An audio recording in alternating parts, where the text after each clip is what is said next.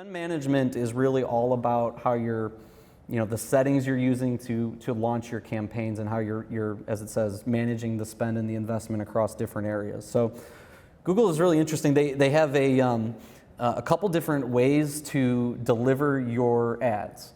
And they have standard versus accelerated. And if you're not careful about it, really lose out on a lot of things with both, actually.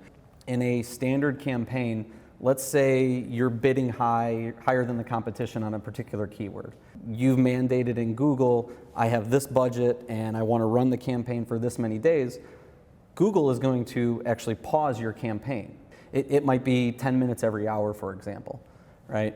Whereas the accelerated approach, if you could get in trouble with that too, because you could just burn through all your budget right away. The way to kind of solve that is going about and managing your bids by adjusting them. A way to do that is to build out a script. This is just a screenshot of an example we use. So what this is doing is collecting all the data over a daily time frame. So looking at the spend breakdown, looking at how it's performing, what it's getting back, and so just an example of how you're going to want to monitor this stuff in order to manage those different bids. Okay, and then the last part here, talking about Google and Bing and looking at just the various ads that go into it.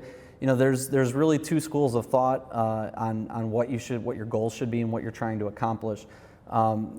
Generating lower cost per call versus generating lower cost per qualified call.